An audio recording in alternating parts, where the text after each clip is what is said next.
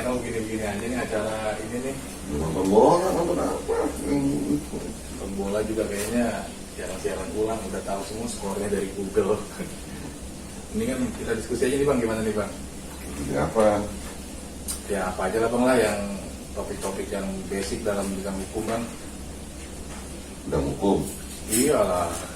Gue bisa ngimbangin gue kan sih. Atau mau diskusi bidang hukum. Bidang bola aja. Ya justru apa kalau saya bisa ada pertanyaan ya nanti saya tanya gitu kan. Kalau nggak ada ya saya ini aja dengerin abang aja. Iya bercanda. Ada aja kan. Nah kalau bidang hukum, bagaimana nih kalau yang mau kita bicarakan ini basic? Kalau yang hal yang basic itu ajas dalam penegakan hukum. Apa tau nggak lo? Ajas penegakan hukum yang paling basic. Apa nih Bang? Praduga tak bersalah. Nah, mau nggak bidang itu? Kalau itu ajas paling dasar. Iya, kayaknya sih menarik juga itu asas praduga tak bersalah karena kan penegakan hukum sejauh ini apalagi masyarakat pada umumnya gitu kan melihat orang yang baru tetangganya baru ditangkap udah langsung kemana-mana disebar bahwa orang itu bersalah. Nah kebetulan tuh Bang, memang Bang penting ini Bang untuk dibahas Bang. Halo, assalamualaikum warahmatullahi wabarakatuh. Biasa kita kembali lagi dalam program Voice of Law dalam kantor hukum Juarnik and Partner. Nah kali ini seperti biasa nih saya sudah sama advokat senior Irfan Iskandar, yang mungkin juga bagi sebagian teman-teman juga udah familiar mungkin ya. Nah kali ini nih kebetulan nih beliau lagi baca buku, saya lagi bosan juga nonton film, kita diskusi aja deh mendingan. Nah, kebetulan topik yang kita bahas kali ini nih cukup menarik nih kayaknya nih, asas praduga tak bersalah. Nah, oke lah langsung aja kita kasih beliau untuk menjelaskan apa dan bagaimana itu asas praduga tak bersalah dijalankan oleh hukum Indonesia. Bang, silakan Bang. Ya, terima kasih. Assalamualaikum pemirsa setia channel Juarnik and Partner sebagai salah satu program edukasi hukum yang kita niatkan insya Allah bermanfaat terutama bagi saya sendiri dan juga bagi yang menonton. Kemarin sejak awal pembicaraan saya selalu menyampaikan sikap saya dalam diskusi ini yang direkam divideokan ini adalah tidak pernah saya merasa sebagai yang lebih pintar atau yang lebih menguasai, enggak. Pasti ada istilah ungkapan di atas langit masih ada langit gitu kan. Ya, artinya nggak ada kebenaran mutlak dalam yang saya sampaikan ini. Hanya sharing pendapat yang saya sampaikan berdasarkan ya kemampuan saya yang terbatas ya. Jadi kepada pemirsa pun kalau ada yang ingin bertanya atau mengkritisi atau lain-lain silakan karena kita bebas berpendapat. Baik pemirsa setia channel Juarnik and Partners, kebetulan tadi rekan saya ini mengajak diskusi karena dia jenuh, maka yang kita angkat adalah tentang praduga tak bersalah. Tapi yang menjadi fokusnya adalah dilematika praduga tak bersalah. Dilematika, jadi kita pakai bahasa gaul aja. Dilematika praduga tak bersalah, dilema gitu kan. Kenapa sih dibilang dilema? Karena kalau tentang ajas praduga tak bersalah saja ya mungkin hanya sebatas aja. Tapi kan kalau kita sebagai praktisi hukum kan karena itu ajas berarti turunannya banyak dari ajas itu. Dia tuh ajas itu basic kan. Betul. Jadi turunannya banyak. Nah dari keturunan yang keseluruhannya ini apakah ada selaras atau ada dilema? Justru ada dilematika dalam penerapannya gitu. Siap. Cuman sebelum sampai turun ke bawah kita pahami dulu. Kita selalu sebagai seorang hukum yang paling pertama dilakukan dalam memaknai suatu peristiwa, perbuatan ataupun undang-undang itu sendiri, hukumnya sendiri adalah tentang pemaknaan. Kenapa itu penting pemaknaan? Karena kita ingat KUHP kita ini adalah translate dari KUHP Belanda. Iya, peninggalan kolonial. Kolonial kan, berdasarkan Undang Nomor 1 Tahun 46. Jadi artinya tatanan padanan bahasa Belanda juga belum tentu pas dengan kita. Oleh karena itulah harus dimaknai. Apalagi yang menonton ini nggak semuanya mungkin yang sarjana hukum atau Basic advokat, hukum ini. nggak yang basic hukum. Jadi bagaimana kita diskusi ini bisa diserap oleh seluruh masyarakat, tentu pun kita harus memaknai dulu baru itu disampaikan. Ya, Nah, baik. berkaitan dengan itu kita dari yang basic tadi pradugata bersalah. Ya. Kalau secara bahasa Indonesia memang ini kalimat yang sangat menarik bagi saya. Kenapa dia kata duga tadi digandeng dengan pra? Praduga. Ya, dalam bahasa Indonesia duga sendiri berkaitan dengan menduga-duga Duga-duga. atau yang padanannya mengira-ngira, Artinya suatu hal yang belum tentu pasti gitu ya. atau dikira-kira, ditebak-tebak, bahasa gaul. Ditebak-tebak, dikira-kira, diduga-duga saja belum tentu pasti, tapi kemudian diawali dengan kata pra. Pra. Yang bacanya kalau kita tarik ke bahasa Indonesia kita kenal ada pra sejarah, atau kalau dalam sepak bola ada pertandingan sepak bola pra Piala Dunia. Sebelum Piala Dunia. Sebelum Piala Dunia ada pra-nya dulu. Dan Ada berarti kan pra-nya pra dulu. itu maknanya sebelum. Sebelum betul. Berarti kalau artinya kalau dimaknain praduga tak bersalah sebelum menduga tak bersalah. Iya. Coba apa tuh artinya itu? Sebelum menduga tak bersalah. Menduga tak bersalah gitu kan. Oh. Artinya sebelum seseorang itu artinya untuk menduga aja pakai sebelum tuh bang. Nah, Tak bersalah gitu kan. Nah jadi gimana nih bang? Sebenarnya bingung juga nih bang. nah, artinya kan itulah kalimat yang unik. Heeh. Kalau mungkin duganya kita tambahin aja lah awalan di sebelum diduga tak bersalah. Sebelum diduga tak bersalah. Bisa nggak mengartikan Oke, memaknai berarti kalau sebelum diduga bersalah, tidak bersalah. sebelum diduga tidak bersalah. Dulu kan praduga tak bersalah sebelum diduga tak bersalah. Kemudian dirubah saja menjadi sebelum diduga tak bersalah. Nah, ini makanya pemirsa terkenal hukum itu rumit, dari kata-katanya aja begini, perlu dijelaskan sama ahlinya.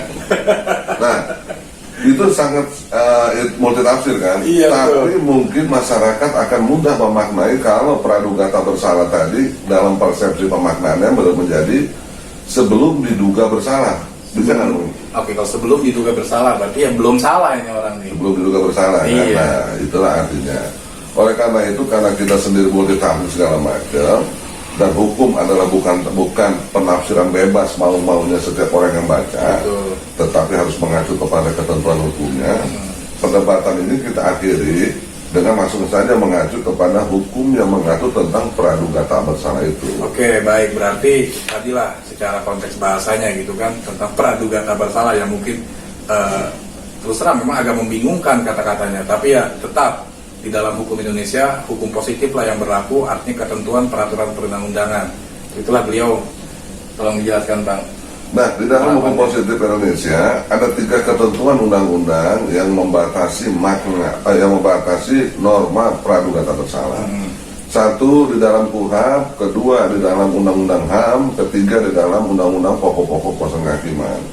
Nanti bisa dilihat para pemirsa sekalian di KUHP terdapat, nah bisa lihat ke belakang, terdapat di penjelasan umum, bukan di normanya, bukan di batang tubuh, tapi di penjelasan umum butir ke-3C.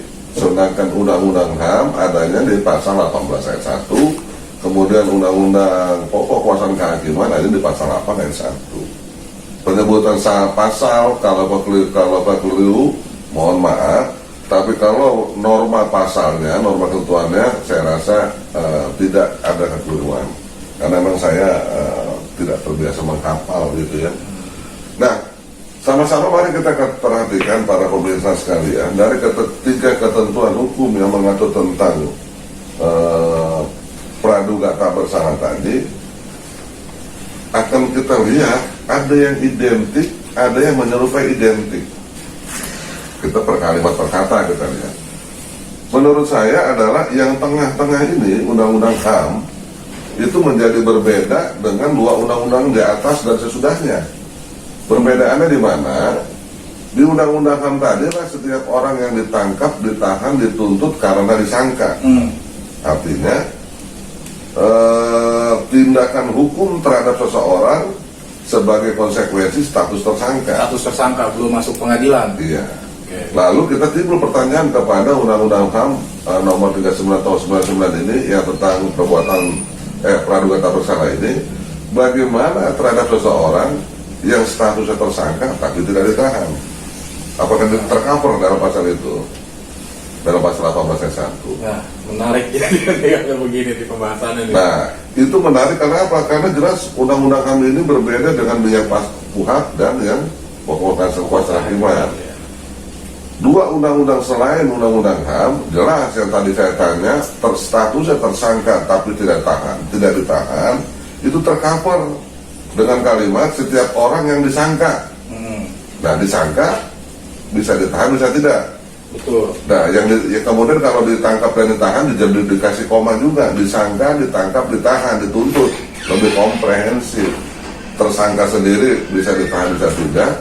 Tapi kalau yang Undang-Undang HAM ditangkap ditahan karena disangka, berarti yang tidak ditangkap dan tidak ditahan karena tersangka juga tidak tercover sebagai sebuah norma tentang praduga tak bersalah. Nah, dari sini artinya kita sendiri, bukan hanya kita manusia praktisi hukum yang berbeda pendapat, pengusaha juga undang-undang sendiri berbeda pendapat, baru sebatas sampai di situ. Tapi bagaimanapun juga karena ini adalah konstitusi yang sedang masih berlaku, ya ini kita harus patuh sebagai negara hukum dan juga sebagai yang pelaksana hukum. Kita advokat adalah pelaksana undang-undang. Kita lupakan kontroversi atau perbedaan makna tadi, langsung kita masuk kepada kecuali Undang-Undang HAM, karena dari tiga ini yang identik dua, berarti satu kita korbankan. Kalau musyawarah kan yang lebih banyak gitu kan. Nah, yang bersama ini HAM ya, pokok-pokok pasal kehakiman dan KUHP. Ya. Inilah batasannya pemirsa yang tadi kita mulai menguraikan apa sih praduga tak bersalah secara makna bahasa Indonesia yang sulit untuk dirumuskan. Ternyata menurut hukum adalah, nanti pemirsa bisa screenshot, tapi saya juga akan membacakan, yaitu setiap orang yang disangka, ditangkap, ditahan, dituntut atau dihadapkan di depan pengadilan wajib dianggap tidak bersalah. Wajib dianggap tidak bersalah. Ya, kata undang-undang. Sebelum ada putusan pengadilan yang menyatakan kesalahannya dan telah memperoleh kekuatan hukum tetap. Ini batasan dulu. Kita ulangin.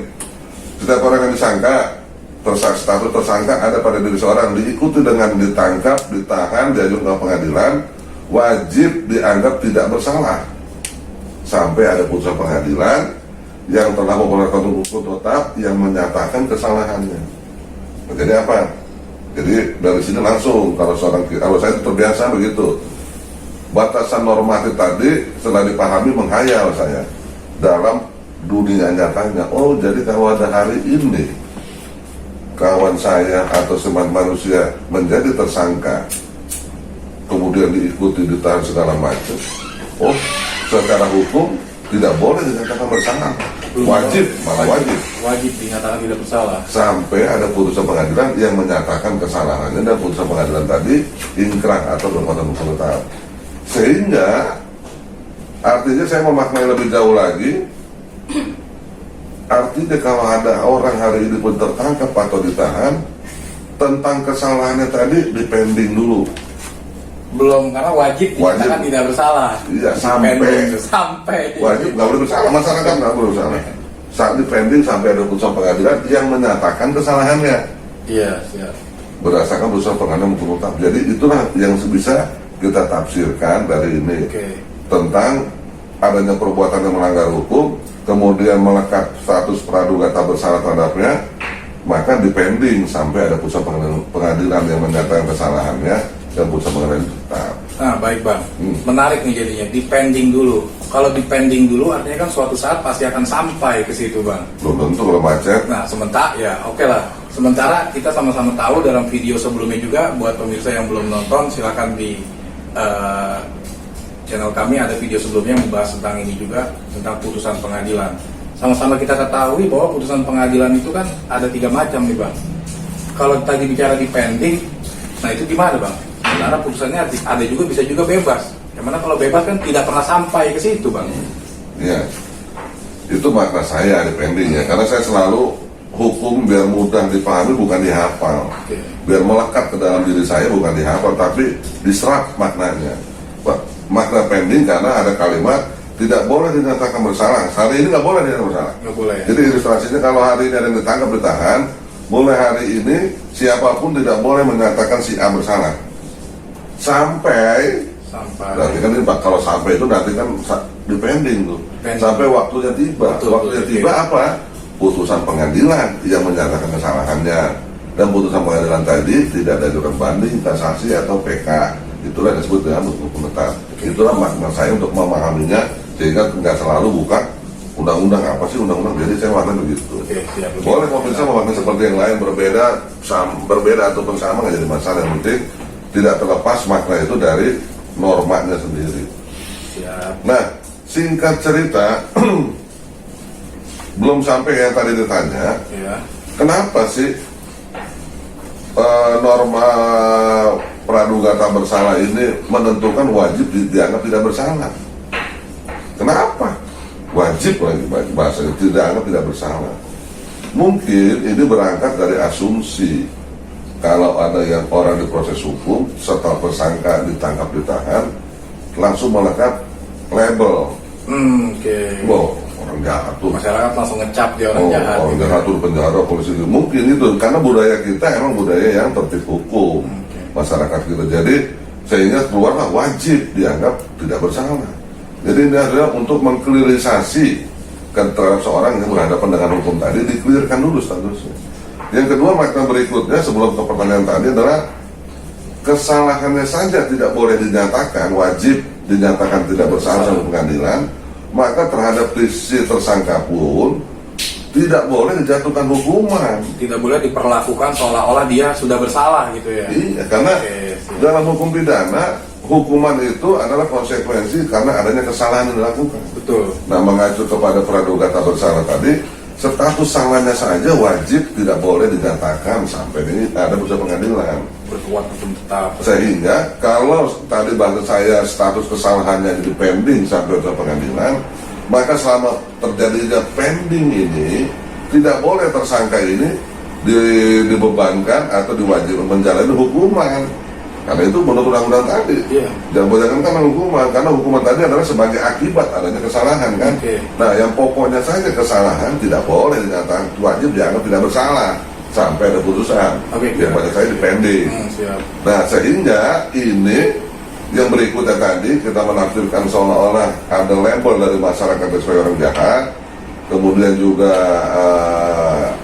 supaya mengklirkan si tersangkanya, kemudian juga karena ada kata-kata yang tersangka ini ditangkap ditahan, sehingga mungkin kalimat wajib inilah yang timbul. Karena apa? Ditangkap dan ditahan, kita menggunakan penahanan aja, itu dalam bentuk fisik kan ada dua lembaganya, lembaga rutan dan lembaga lapas. Rutan itu rumah tahanan, berarti orang-orang yang status tahanan. Kalau lapas, lembaga pemasyarakatan, berarti statusnya adalah subjek hukum yang terpidana. Berarti telah mendapatkan putusan. Status hukumnya, rumahnya sama, rumahnya beda, instansinya. Tetapi bentuk fisiknya apakah berbeda?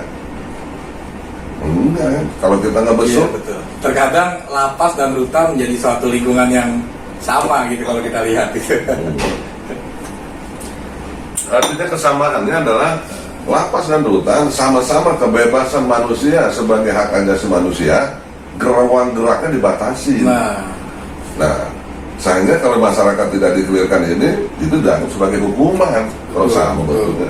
Itulah makanya dikelirkan bahwa itu bukan hukuman, tapi itu adalah penahanan.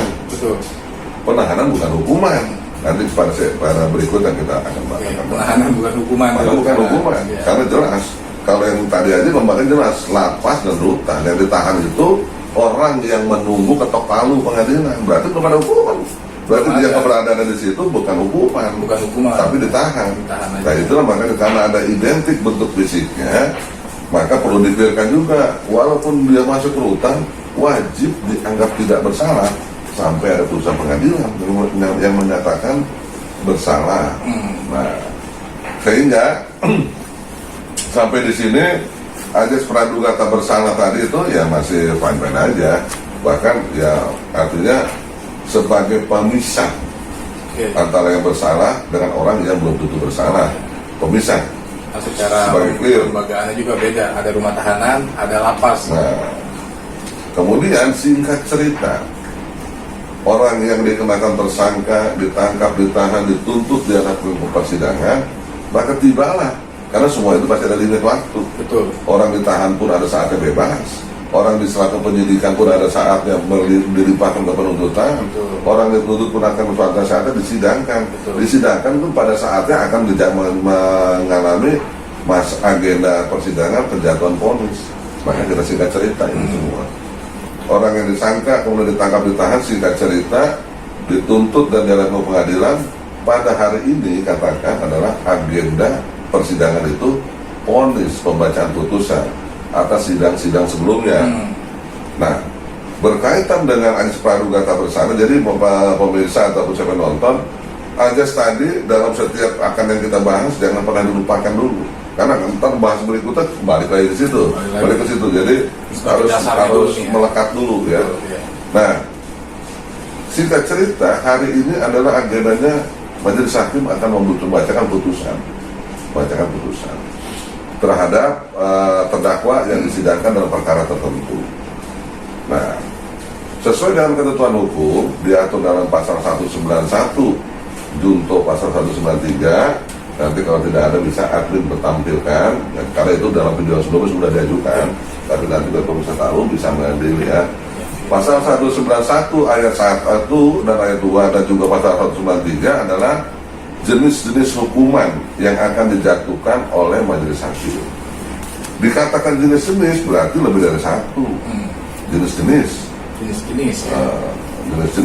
berarti bentuk-bentuk lebih dari satu. Apa aja itu? Menurut pasal 191 dan pasal 193 ada 3 bentuk, yaitu putusan yang membebaskan terdakwa, atau nanti kalau biar bisa lebih gampang vrijspraak, bahasa Belanda tadi kan, vrijspraak, atau putusan yang melepaskan, yang bahasa Belandanya ontslag, double A gitu kan. Apa sih ini dulu perbedaannya bebas dan lepas? Biar lebih paham lagi, seseorang yang dibebaskan berdasarkan putusan pengadilan adalah berarti tindak pidana yang didakwakan kepada tidak terbukti. Sedangkan ontslag artinya adalah tindak pidana itu terbukti, tetapi itu bukan tindak pidana, maka dilepas. Iya, dilepas. Dan yang ketiga adalah putusan yang bersifat menghukum. Karena artinya apa? Terbukti dan dapat dipertanggungjawabkan. Jadi hari ini kalau agenda sidangnya adalah pembacaan putusan, maka ketiga jenis-jenis putusan ini salah satunya kemungkinan terjadi. Memungkinkan terjadi. Karena harus memilih, bukan tiga-tiganya, dan juga bukan dua, harus salah satu. Oleh karena saya memaknainya, setelah orang melalui proses hukum tersangka, ditangkap, ditahan, dituntut, dan diajukan persidangan, maka hari ini dia akan menghadapi konkretisasi. Konkretisasi apa? Konkretisasi ajas praduga tak bersalah terhadap dirinya. Karena tadi pada saat dia ditangkap, ditahan, diperiksa sebagai tersangka, atau tersangka yang diikuti penangkapan penahanan, wajib tidak boleh dinyatakan bersalah sampai ada putusan pengadilan. Nah, hari ini putusan pengadilan. Sehingga apa makna konkretisasinya? Apakah kesalahannya akan konkret menjadi sebuah kesalahan berdasarkan vonis pengadilan, atau berdasarkan tadi karena ada 3 bentuk putusan pengadilan, dia akan menjadi sebaliknya. Kesalahan tadi ternyata menjadi nisbi, jadi tidak konkret karena dia dibebaskan atau dilepaskan. Sehingga juga secara pemberlakuan ajas praduga tak bersalah, pembacaan putusan oleh majelis hakim adalah time limit. Itu tinggal menunggu waktu gitu. Pada saat putusan itu dibacakan, itu adalah tahap akhir praduga tak bersalah. kecuali putusannya tadi dilakukan upaya hukum. Kita bicara putusan yang berkekuatan hukum tetap, sehingga itu selesai. Jadi kemudian orang itu kalau misalkan dinyatakan bersalah masuk ke dalam lapas, praduga tak bersalah sudah tidak melekat lagi, sudah tidak memayungi lagi kepada terpidana. Boleh dinyatakan bersalah. Limit terakhir pemberlakuan praduga tak bersalah tadi itu limit terakhirnya ketok palu. Ketok palu tadi. Ketok palu. Sehingga kalau berikutnya salah ya sudah selesai. Nah, konkretisasi. Jadi ada berapa makna tuh pada saat pembacaan putusan. Konkretisasi bagi si terdakwa terdakwa tadi, apakah dia menjadi konkret kesalahannya atau sebaliknya kesalahan tadi berubah menjadi tidak terbukti. Betul. Atau dilepas. Atau dengan kata lain nyambung yang tadi, yang terpending tadi akhirnya sampai kepada tujuannya atau justru malah sebaliknya gitu kan. Ya. Dari 3 bentuk putusan pengadilan yang dapat diambil oleh majelis hakim, kita tempatkan satu persatu dalam kaitan praduga tak bersalah. Ya. Tadi ada 3 ya putusan pengadilan itu, putusan yang menjatuhkan pidana, menghukum, putusan yang membebaskan atau yang melepaskan. Membebaskan atau melepaskan kita gabung aja, sehingga yang kita tempatkan sekarang adalah 2 bentuk putusan. Yang kita mulai dari pertama, putusan yang sifatnya menghukum. Oke, siap. Ya. Misalkan hari itu si A adalah sidang pembacaan putusan, ternyata majelis hakim menyatakan si A terbukti melakukan anu. Ya. Menghukum si A dengan pidana penjara sekian. Lamanya pidana penjara. Tapi ada yang unik dari situ. Diikuti lagi sama kalimat mengurangi masa pidana yang dijalani dengan masa penahanan yang telah dilakukan. Waduh. Ada poin ketiga itu. makin dalam kayaknya. Kalau nggak kuat jangan. Kalau nggak kuat terang ya. Kalau bisa tapi bercanda ya supaya nggak terlalu. Mau lambaikan ke kamera tapi tanggung nih, makin seru kayaknya nih pembahasannya nih. Iya. Karena tadi ada 3, kita ambil yang pertama putusan yang bersifat menghukum. Pasti didahului dengan pernyataan hakim tentang bentuk kesalahan yang terbukti. Karena salah diikuti dengan putusan pidana penjara sekian lama, setahun katakanlah ya paling gampang itu ya. Kemudian diikuti lagi dengan diktum. Diktum itu isi putusannya. Diktum yang berikutnya berarti yang setelah menjatuhkan masa tahanan tadi, masa pidana tadi, ada diktum berikutnya yaitu putusan pidana yang harus dijalani oleh si A selama 1 tahun dikurangi dengan masa penahanan yang telah dilakukan. Dikurangi dengan tahanan. Supaya jelasnya, mari kita lihat bunyi putusannya sebagai ilustrasi contoh. Tentunya kita telah dengan menutup lah namanya. Coba bisa ditampilkan jenis putusan yang sifatnya menghukum. Nah, pemirsa nanti bisa di screenshot kalau ini tidak kelihatan di HP-nya atau apa, nanti kalau screenshot itu bisa di zoom. Kita fokus kepada diktum ketiga. Bunyinya umumnya adalah menetapkan masa penangkapan penahanan yang telah dijalani terdakwa dikurangkan seluruhnya dari pidana dijatuhkan ya tadi saya bilang kan. Iya, tadi kita bahas tadi. Lalu ini apa sih maknanya? Sebagai pengurangan, jadi maknanya adalah kalau di poin 2-nya dijatuhkan pidana penjara selama 2 tahun, artinya si terdakwa, si terpidana tadi tidak menjalani 2 tahun full, tapi dikurangi dulu berapa lama dia telah ditangkap, berapa lama telah dia menjalani penahanan. Karena 2 tahun ponis penjaranya, tapi telah ditahan total dengan penangkapan 6 bulan, maka si terdakwa si A tadi yang menjadi terpidana menjalani sisa aja, yaitu 1,5 tahun lagi. Karena 2 tahun tadi kan berarti 24 bulan. Telah menjalani penangkapan 6 bulan, berarti sisa 18 bulan, yaitu 1,5 tahun. Itu maknanya yang harus dipahami dulu. Nah, kalau sudah dipahami saya tadi, lalu apa kaitan dengan praduga tak bersalah? Nah, hati-hati. Disinilah yang menurut saya awal mula titik singgung.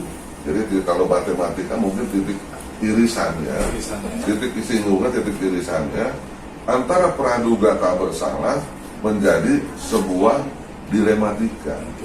Kenapa menjadi dilematika?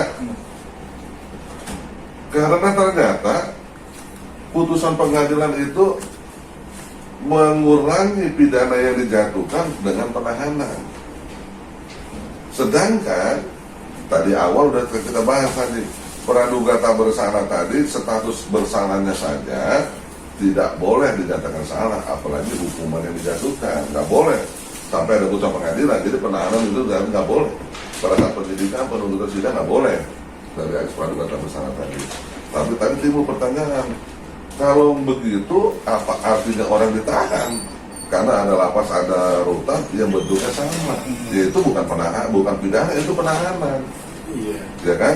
Tadi sudah kita batasi, mengkriminalisasi bahwa itu nggak dalam praduga sebelum ketok palu status salahnya aja nggak boleh, apalagi hukuman. Sehingga orang yang berada di lapas bukan sedang menjalani hukuman, tapi sedang menjalani penahanan. Ternyata sekarang yang dua hal berbeda tadi dibatasi oleh praduga tak bersalah, yaitu penahanan adalah sendiri penahanan, pemidanaan juga sendiri. Kalau kita ibaratkan mungkin sebagai dua rel kereta api yang nggak pernah ketemu gitu kan, kecuali ketemunya di stasiun kereta di kampung gitu. Kalau selama perjalanan dua rel kereta begini-begini aja, karena kalau dia dempet kereta api terbalik. Atau dua jalur tol antara kanan dan kiri yang nggak pernah ketemu gitu kan, pemisah. Jadi artinya antara penahanan dengan pemidanaan adalah dua sisi yang saling berbeda. Ternyata dalam sebuah putusan pengadilan tadi ini mulai bersinggungan, yang tadinya terpisah mulai bersinggungan. Kenapa? Penahanan yang dikatakan dianggap bukan sebagai pemidanaan diambil untuk mengurangi pidana yang dijatuhkan.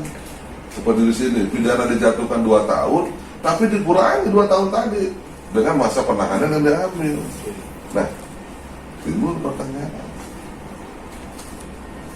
Tadi penahanan bukan hukuman. Bukan hukuman kan itu. Penahanan bukan pemidanaan.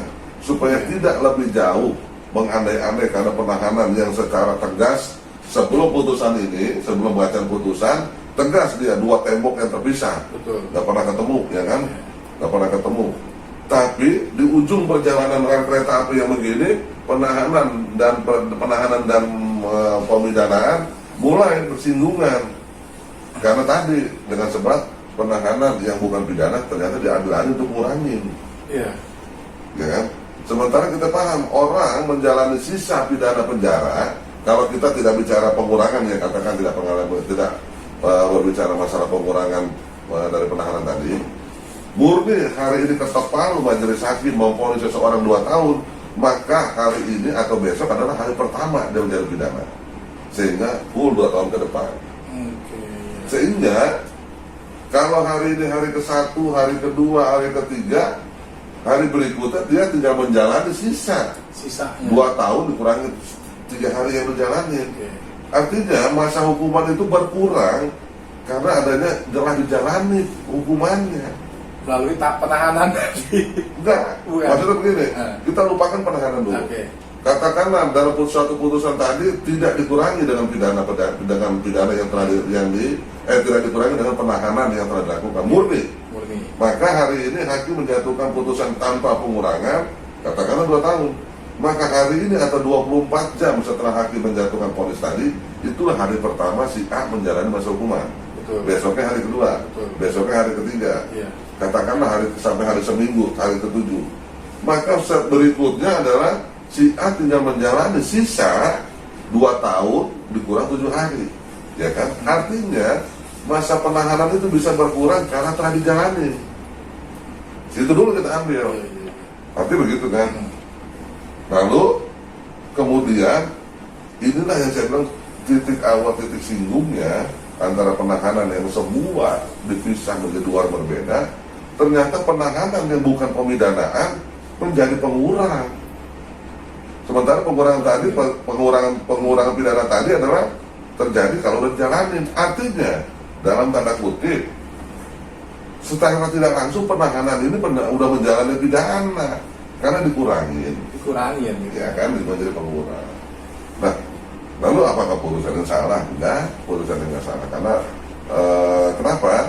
Karena yang seperti ini, poin ketiga pengurangan tadi itu adalah amanat KUHP yang ada di pasal 22 ayat 4. Coba bisa ditampilkan pasal 22 ayat 4. Nah, Pemirsa nanti bisa di screenshot sekali lagi bisa, atau karena saya sudah sebutkan, nanti bisa dicari sendiri di rumah ketentuan hukum KUHP pasal 22 ayat 4. Di sana disebutkan masa penangkapan dan atau penahanan dikurangkan seluruhnya dari pidana yang dijatuhkan, ya. Jadi putusan tadi sebetulnya adalah berdasarkan on the base KUHP pasal 22 tadi. Penangkapan penahanan dikurangkan seluruhnya. Inilah yang menjadi dasar poin ketiga putusan tadi ya. Ya, kita kembali lagi kepada putusan mengadili yang sifatnya mengurangi tadi. Artinya dalam putusan tadi tidak ada kekeliruan. Pengurangan tadi adalah perintah KUHP. Kalau orang sudah ditangkap ditahan pada saat ponisnya penjatuhan maupun penjara dikurangi dengan masa penangkapan penahanan. Lalu kenapa itu menjadi titik singgung? Titik singgungnya adalah kita harus sepakat selama orang praduga tak bersalah, yaitu mulai dari tersangka sampai saat ketok palu, status salahnya saja tidak boleh disematkan pada dirinya, apalagi hukuman diperlakukan seolah-olah bersalah gitu. Nah, tapi menjadi titik singgung karena apa? Karena ternyata dia ditangkap yang bukan merupakan pemidanaan, tapi menjadi pengurang. Untuk itu kita lihat dulu. Lalu sebenarnya penahanan itu apa sih? Nah, sehingga hukum dari awal membatasi penahanan dengan pemidanaan, penahanan dengan menjalani pidana penjara adalah dua hal yang berbeda. Lalu apa penahanan itu? Nah, kita bisa lihat kepada pasal 20. Nah, ini Bang. Nah, di sini jelas disebutkan. KUHP pasal 1-nya tidak kita baca, kita nanti langsung pada pasal 20 ayat 1 ya. Karena apa? Disebutkan untuk kepentingan penyidikan, penyidik berwenang melakukan penahanan. Begitu juga penuntutan, begitu juga persidangan. Itu yang saya maknai. Baca secara lengkapnya, tinggal dibaca di undang-undang masing-masing. Artinya penahanan dilakukan ternyata urgensinya adalah kepentingannya adalah penyidikan, penuntutan atau persidangan. Nah, berdasarkan pasal 20 ayat 1 ayat 2 dan 3. Jangan langsung memaknai kepada hal yang lebih jauh, kita tempatkan dulu. Apa sih yang disebut dengan kepentingan? Kepentingan kalau menurut saya adalah tujuan masa depan. Apa kepentingan kamu merantau dari daerah sini? Mau cari kehidupan, kepentingan. Ya. Apa tujuan kamu masuk sekolah teknik? Karena pengen menjadi ahli mesin. Betul. Jadi kepentingan itu adalah artinya tujuan yang akan dicapai. Dan berkaitan dengan itu, maka di tingkat penyidikan, kepentingan penahanan adalah kembali kepada makna sidik. Sidik berbeda dengan selidik. Tapi pemirsa juga bisa lihat di KUHP apa arti penyidikan, apa arti penyelidikan. Arti sidik adalah untuk mengungkap siapa pelaku dari sebuah peristiwa yang diduga sebagai sebuah tindak pidana. Karena kalau selidik adalah mengungkap peristiwa.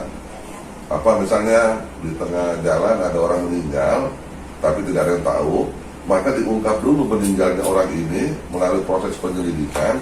Apakah meninggalnya normal atau meninggalnya karena perbuatan orang lain atau karena apa? Itulah makna selidik. Diungkap peristiwa matinya. Setelah diungkap ternyata matinya ada luka-luka atau ada benjolan yang membuktikan adanya benda tumpul, benda tajam ataupun peluru, maka disimpulkan ada dugaan peristiwa pidana. Maka itu hasil sebuah penyelidikan. Nah, karena ada dugaan peristiwa tindak pidana dalam proses kematian seseorang di tengah jalan, proses selanjutnya meningkat menjadi penyidikan, sidik. Kalau ada peristiwa pidana, maka akan diungkap siapa pelakunya, ya kan gitu. Nah, artinya kemudian dilarikan ke sini, penahanan dalam rangka kepentingan penyidikan berarti seseorang ditahan untuk mengungkap siapa pelaku tindak pidana yang dilaporkan atau yang sedang dilakukan penyidikan.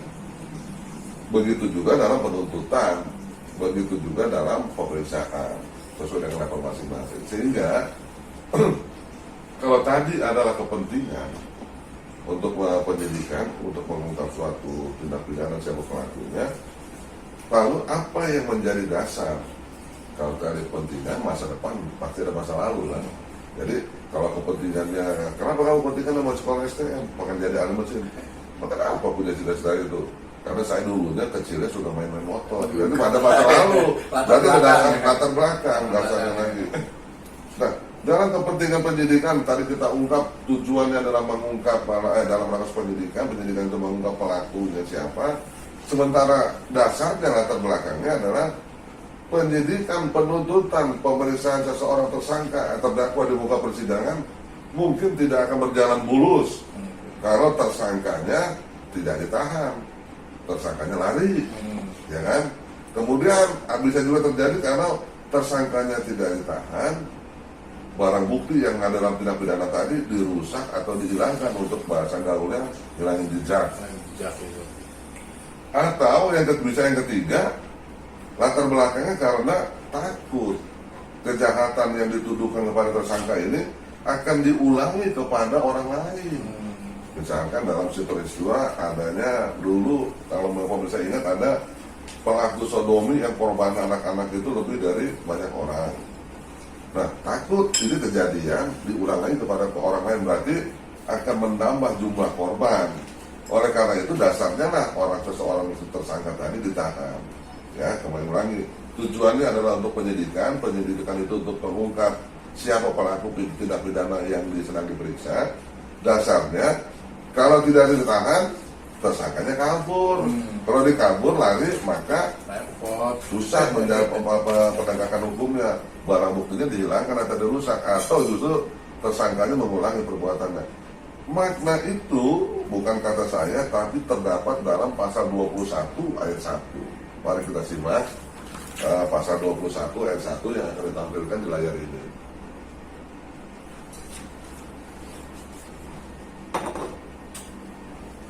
Nah, di situ jelas disebutkan perintah penahanan atau penahanan lanjutan dilakukan terhadap seseorang tersangka atau terdakwa yang diduga keras melakukan tindak pidana berdasarkan bukti yang cukup dalam hal adanya keadaan yang menimbulkan khawatir. Pasal 21 ayat 1 KUHP tadi, adanya khawatir penegakan hukum tidak berjalan karena tersangka kabur, tersangka menghilangkan barang bukti atau merusak atau mengulangi perbuatannya.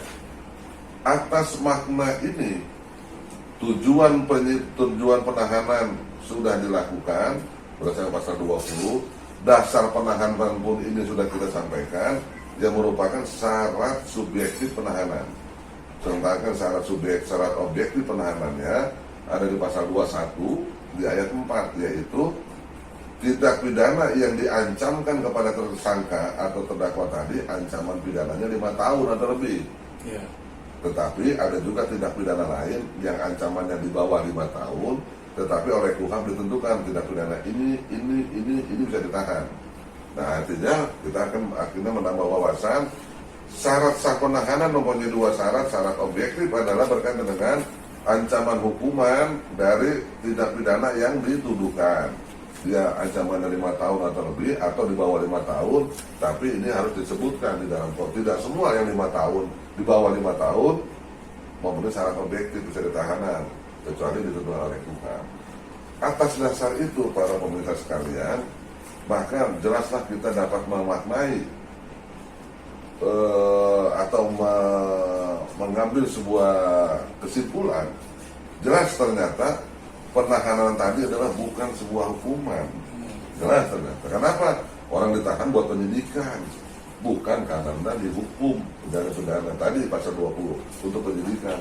Terus untuk penyidikan dalam rangka tapi penegakan hukum, tersangkanya khawatir menghilangkan barang bukti, merusak barang bukti, atau mengulangi tindak pidana. Itulah makanya orang ditahan.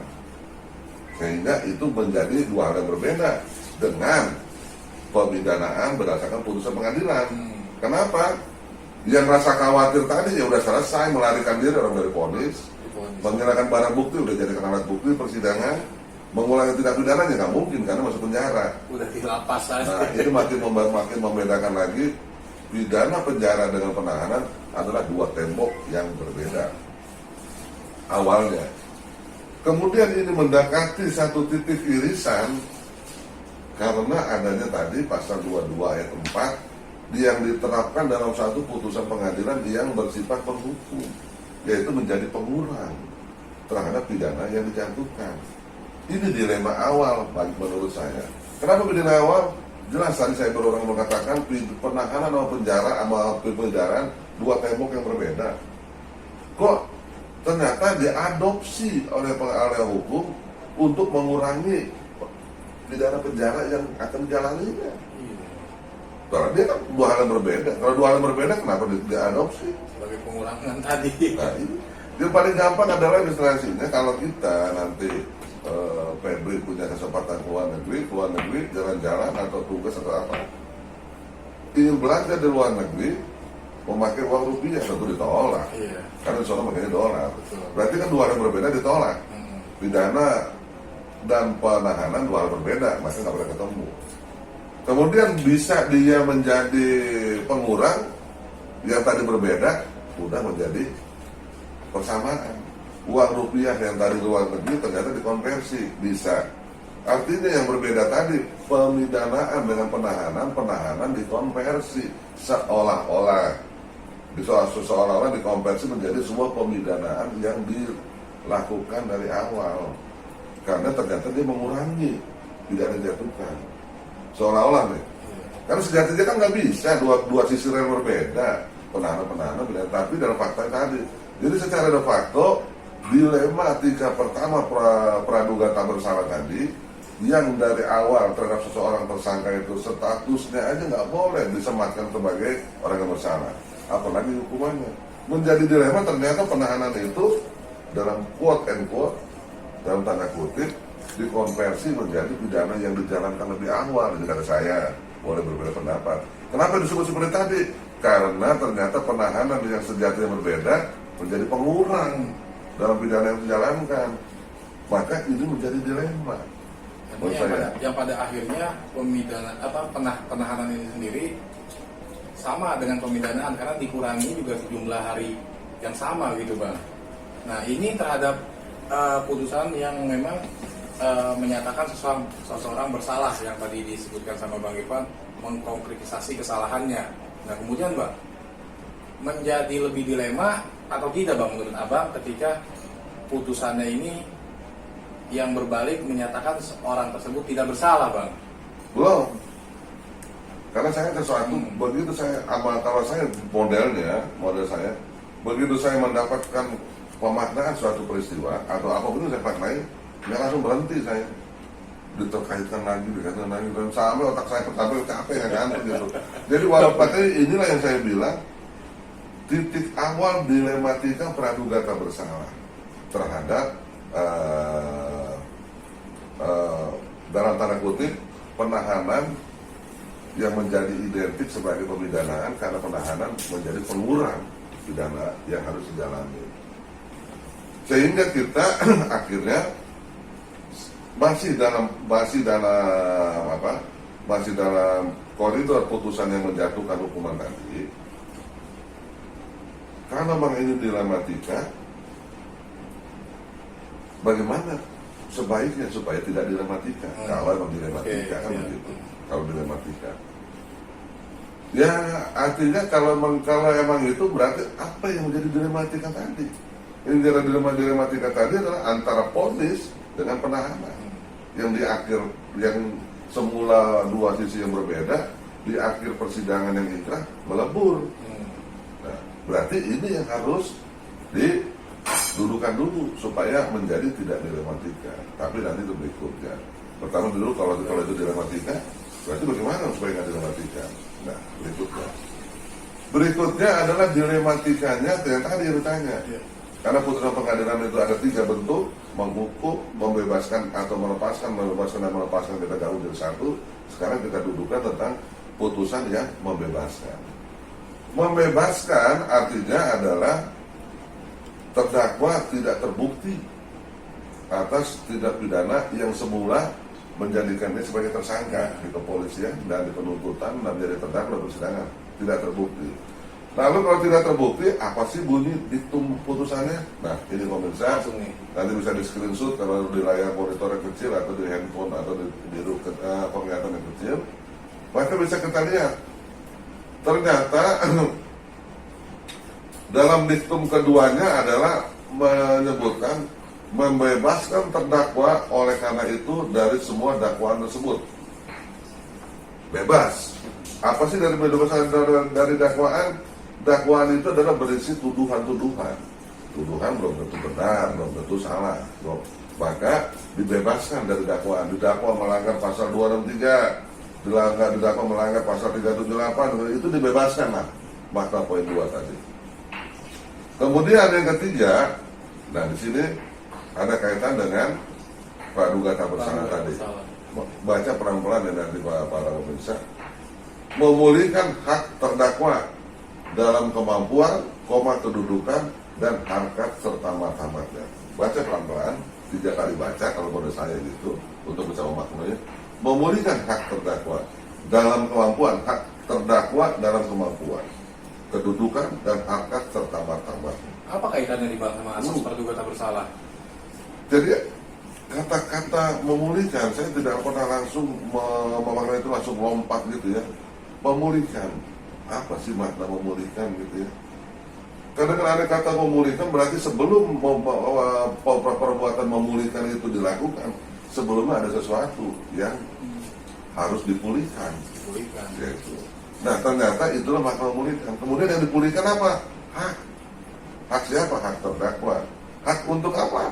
Hak dalam kemampuan, kedudukan, harkat, serta martabatnya. Berarti yang dipulihkan adalah hak terdakwa. Lalu, bagaimana ini titik singgungnya dengan praduga tak bersalah sebagai dilematika yang kedua? Bisa jawab nggak? Iya, tadi kan kaitannya sama tidak wajib dianggap tidak bersalah, gitu kan? Masih agak bingung juga nih Bang. Ya. Tadi dari awal praduga tak bersalah intinya adalah seorang tidak boleh dianggap bersalah sampai ada putusan pengadilan. Jadi artinya time limit praduga tak bersalah tadi adalah semenjak mendapat status tersangka, semenjak ditangkap ditahan sampai putusan pengadilan. Dianggap wajib dianggap tidak bersalah.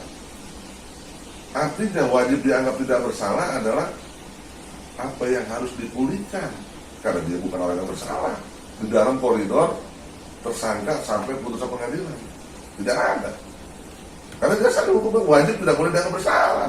Asumsi masyarakat ditahan disilakan, tapi hukum tadi benar saya bilang udah mengklirkan itu dengan wajib dianggap tidak bersalah.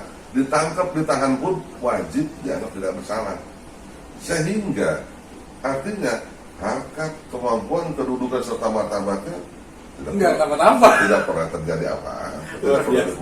Pemirsa, saya juga sering baca putusan sebenarnya pemirsa. Cuma baru kali ini dapat makna yang luar biasa dikaitkan sama asas praduga tak bersalah. Nah, kan itu tadi makanya saya bilang tadi dalam setiap pemaknaan berikutnya praduga tak bersalahnya nggak boleh lepas karena itu basicnya kan itu. Mungkin ini tepat seperti yang kalau kita lihat dalam suatu putusan PK. Apa itu putusan PK? PK putusan terhadap kekuatan hukum yang telah mempunyai kekuatan hukum tetap.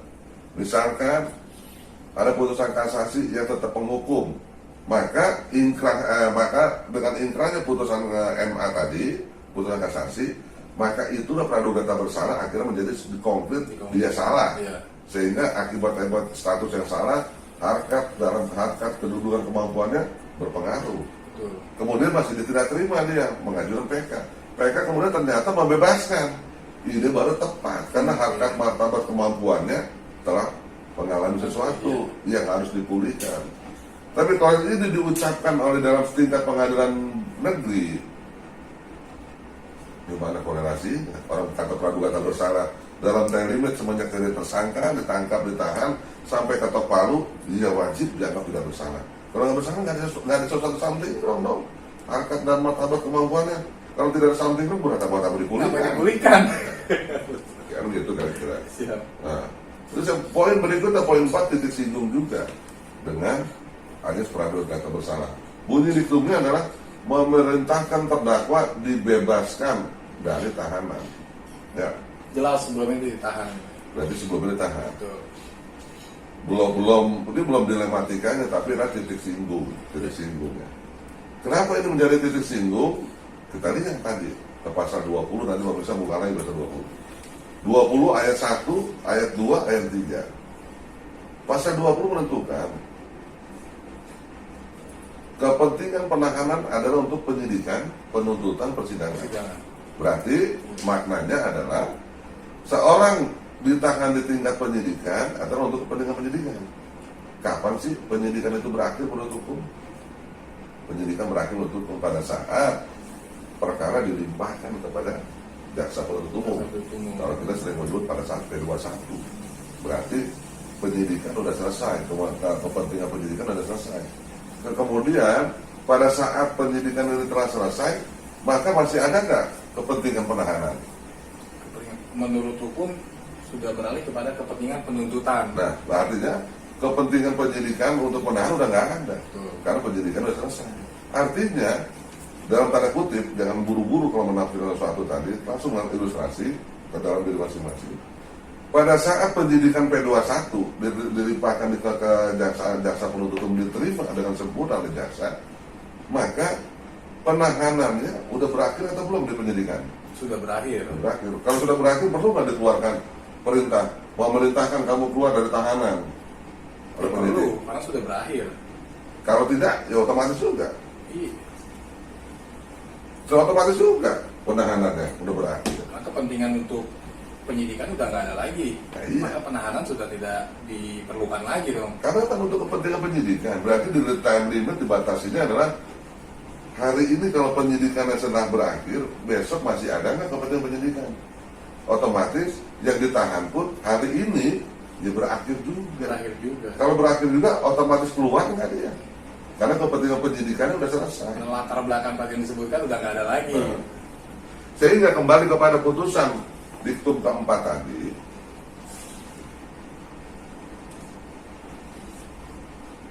memerintahkan terdakwa dibebaskan dari tahanan yang udah selesai kok pemeriksaan persidangannya. Iya. Karena hari ini pada saat ini dibacakan kan terdakwa yang ditahan untuk kepentingan pemeriksaan sidang. Dan sudah selesai apapun juga putusannya. Karena andai kata pun putusannya adalah menghukum, maka bukanlah tahanan tadi juga sudah selesai. Karena besoknya adalah pemidanaan penjara. Itu yang saya batas. Kepentingan penyidikan, penuntutan, penahanan tadi dari persidangan dibatasi dengan kepentingan yang tadi yang udah berakhir. Kalau sudah berakhir udah berakhir sendirinya kok. Nggak usah lagi ditahan. Nah, jadi itulah dia kalau menurut penglihatan saya gitu ya. Kemudian lalu dilematikanya bagaimana? Dilematikanya adalah ini ada kalimat di diktum keempat, dibebaskan dari tahanan. Artinya sebelum Ketok Palu ini dulu telah menjalani penahanan, kan gitu? Telah menjalani penahanan. Diralihkan ke dalam putusan yang semula yang ditampilkan dalam monitor ini, yaitu putusan yang bersifat menghukum, ternyata penahanan yang pernah dijalani jadi pengurang. Ya kan? Di pasal 22 ayat 4. Meskipun tadi udah kita ulang-ulang, adalah dua hal berbeda, penahanan dengan pidana. Akhirnya menjadi identik di akhir sebuah proses penegakan hukum. Kalau terhadap orang yang dihukum ada mengalami pengurangan masa pidana yang menyenangkan bagi si terdakwa, bagi terpidana, senang nggak terpidana? Senang dong. Kalau lo Febri hari ini diketok oleh pengadilan menghukum 2 tahun, kalau nggak dikurangi kan berarti mulai besok sampai ke depan jalan 2 tahun dulu. Tapi kalau udah pernah ditahan kan berarti jalan sisa. Bagi terpidana atau terdakwa happy pada pengurangan. Nah kemudian kalau ternyata lu ponisnya Febri adalah ponisnya bebas, menjadi happy nggak terhadap putusan? Happy karena bebas. Tapi bagaimana dengan penahanannya? Iya. Kok saya nggak diperlakukan ada hitung-hitungan ditambah kayak dikurangin atau apa enggak? Saya udah ditahan. Tidak ada kalimatnya. Yang ada justru malah dipulihkan harkat dan martabat yang tidak perlu karena belum terjadi apa-apa. Seharusnya adalah yang dipulihkan ya, kalau dalam ponis yang menghukum seseorang tadi penahanan itu menjadi yang menguntungkan bagi terdakwa karena dikurangi, juga harus diperlakukan yang sama terhadap putusan yang membebaskan terdakwa dari segala dakwaan, terhadap terhadap penahanan yang pernah dilakukan harus juga ada treatment apa diperlakukan oleh hukum supaya juga kalau yang diputus tadi bersalah bebas karena yang diputus bersalah tadi menjadi happy karena ada pengurangan, yang diputus bebas pun menjadi double happy, bebas, dan masa penahanan tadi ada treatment oleh hukum, entah dalam bentuk apa. Yang penting adalah bukan yang ditreatment bukan pemulihan harkat dan martabatnya, emang tidak terjadi apa-apa.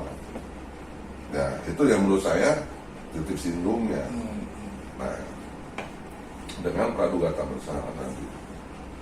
Kembali lagi, dalam putusan yang menghukum seseorang dalam menjalani hukuman pidana penjara sekian lama, dalam putusan yang seseorang yang dibebaskan, problem dilematika titik singgungnya adalah kembali lagi antara menjalani pidana penjara dengan penahanan. Titik singgungnya yang menjadi dilema di antara dua ini gitu kan, dilema terhadap dikaitkan dengan praduga tak bersalah. Sehingga lalu seharusnya bagaimana emang supaya tidak dilema yang tadi yang kita pertanyaan tadi kita pending. Nah sekarang akan kita jawab. Jelas kalau pidana penjara saklek menurut pasal 10 KUHP, jenis-jenis pidana tadi itu ada beberapa bentuk. KUHP bukan KUHP itu di sana. Dijalaninya adalah setelah orang dinyatakan bersalah. Itu tidak ada kerancuan di situ. Nah, kemudian penahanan juga tadi menurut hukum demi kepentingan penyidikan, ya kan? Demi kepentingan penyidikan. Sesuai dengan rel masing-masing ternyata menimbulkan dilema, yaitu apa? Di ujung perjalanan rel itu bersinggungan. Kalau bersinggungan gesek-gesekan lama-lama tipis ke besi, kan? Nah, akhirnya kita yang harus mencoba mengkajinya. Nggak kemana-mana kajian kita, karena saya membiasakan diri sebagai seorang advokat adalah corong undang-undang. Apapun pendapat kita didasari dulu undang-undangnya, jangan maunya sendiri gitu kan. Kembali kepada pasal 21 ayat 1, tolong ditampilkan. Ini yang mencoba kita telisik supaya dilematika ini antara dua objek tadi, dua benda tadi, pidana penjara dan penahanan, titik singgungnya kalau bisa menipis lah. Atau kalau bisa titik singgung nggak ada sehingga tidak ada dilematika ya. Ini Bang. Ya. Kenapa kita merujuk kepada pasal 21 ayat 1? Tadi di awal kita telah sebut ini adalah syarat sah penahanan 21 ayat 1 dan 21 ayat 4. 21 ayat 4 tentang syarat objektif, yaitu dapat ditahan kalau tindak pidananya diancam pidana 5 tahun atau lebih atau pidana di bawah 5 tahun yang ditentukan dalam pasal 21 ayat 4b. Sedangkan syarat subjektif ini pasal subjektif pasal di ayat 1 tadi, kembali ke ayat 1. Nah ini ternyata penahanan itu dilakukan atas dasar rasa khawatir. Ada kalimat bukan saya tuh. Nah kembali lagi. Kalau saya selalu memaknai dulu sebelum kemana-mana. Saya tanya ke Febri, khawatir itu sifatnya nisbi atau pasti? Ya, khawatir. Kalau saya khawatir nanti pulang macet, ya saya belum lihat jalanan, nanti belum tentu juga. Boleh saja jadi macet, bisa enggak. Khawatir, bisa terwujud, bisa tidak. Terutama mungkin nih yang paling banyak masa khawatir kalau kita anak kita malam belum pulang, taruh khawatir gitu. Ternyata dia sedang belajar di kamar. Jadi khawatir itu tadi bisa terwujud, bisa tidak. Nah sekarang kita tempatkan khawatir tentang apa? Khawatir tentang 3 bentuk. Satu adalah melarikan diri, kabur, ya kan? Kedua, merusak atau menghilangkan barang bukti. Yang ketiga, mengulangi tindak pidana ataupun terbalik, terserah. Karena saya memang nggak orang hafalan, saya memaknai. Artinya kita mau angkat yang pertama adalah khawatir tentang melarikan diri. Khawatir tentang melarikan diri kita lihat kepada bunyi pasal 22 ayat 2 dan ayat 3. Nanti kalau belum ditampilkan, pemirsa bisa cari sendiri. 22 ayat 2 dan ayat 3. Nah, ya kan?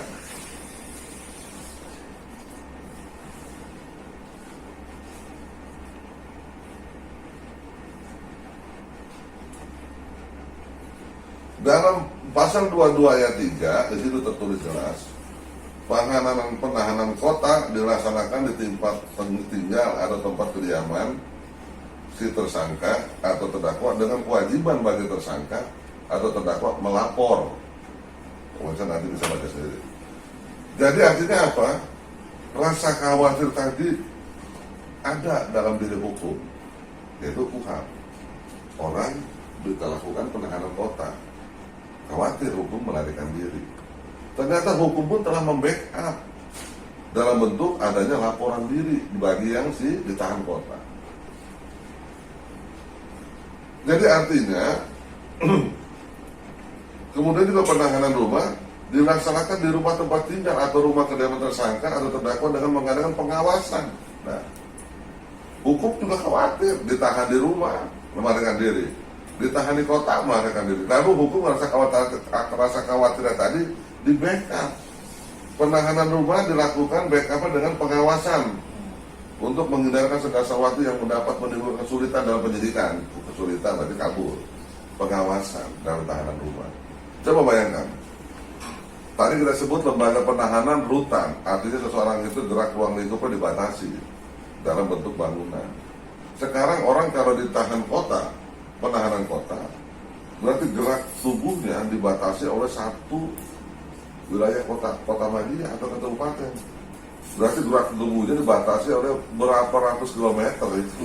Satu kalau kita ambil wilayah satu kota Madia kabupaten, sangat luas, sangat memungkinkan orang untuk lari, untuk melarikan diri, ya kan, sangat mungkin. Oleh karena itulah dengan backup yang dipakai oleh hukum adalah melapor, wajib lapor, untuk memastikan dia ada tidak di luar kota, dia wajib lapor ke aparat hukum. Pertama di sini yang kita mau bilang tadi, dengan bentuk seperti ini, artinya dasar penahanan dalam bentuk rumah tahanan telah terbiasa. Kalau dengan alasan melarikan diri, kan itu ada penahanan kota yang sangat memungkinkan untuk melarikan diri. Jadi khawatir melarikan diri artinya udah entah tergugurkan, entah terurai, entah apa gitu, artinya udah nggak saklek lagi lah. Iya betul. Karena apa tadi? Kan pasal 21 ayat 1 tadi adalah dalam rangka orang diletakkan di rumah tahanan dengan alasan takut melarikan diri. Ternyata ada kok tahanan kota. Kan jadi khawatir melarikan diri dalam pasal 21 tadi udah berubah makna dengan ada tahanan kota. Tahanan kota kalau di dalam bentuk bangunan tadi khawatir melarikan diri, sekarang orang tahan di kota. Tetap juga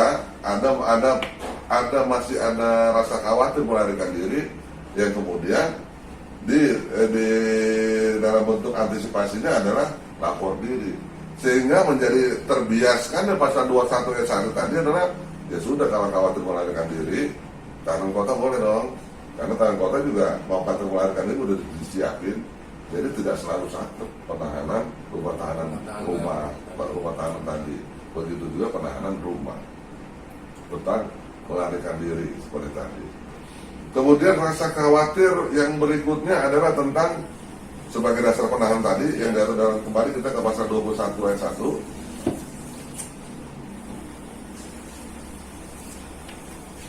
Sebagai dasar syarat subjektif penahanan, setelah kita bahas tadi melarikan diri, sekarang kita bahas tentang merusak atau menghilangkan barang bukti. Nah, sangat logis emang itu.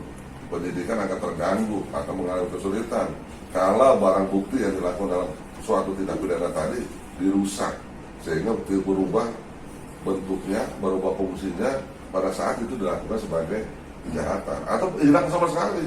Maka jelas kepentingan tadi menjadi kepentingan penahanan tadi menjadi terhambatlah penyidikannya. Terhambat.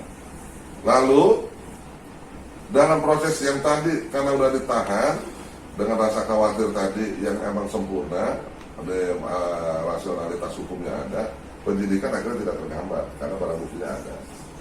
Nah, kemudian tadi kita bilang tentang penahanan penyidikan ini berakhir pada saat perkara dilimpahkan ke jaksa.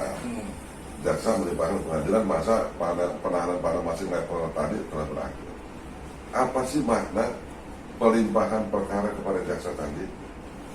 Artinya adalah penyidik menyerahkan hasil penyidikannya kepada jaksa yang nanti akan sidang, dengan berikutnya jaksa akan menyiapkan surat tuntutan. Kalau oleh jaksa dianggap telah sempurna sehingga diterima dalam bentuk P21, artinya penyidikan tadi sudah lengkap. Nah, Maksud sudah lengkap tadi adalah termasuk barang bukti juga sudah lengkap. Iya nggak? Iya. sudah lengkap. Iya dong, kalau dalam BAP jadi disebut begitu barang bukti, tapi pada saat diserahkan barang bukti mana barang buktinya? Balik tidak ke jaksa.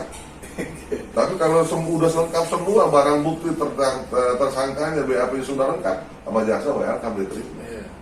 Artinya pada saat pelimpahan perkara P21 pun sebetulnya dasar penahanan karena rasa khawatir penghilangkan barang bukti udah berakhir dulu. Ya. Untuk dioper ke jaksa Jadi tadi. barang bukti udah disebut gitu kan. Ya. Betul. Begitu juga pada saat jaksa melimpahkan ke pengadilan. Sehingga artinya apa?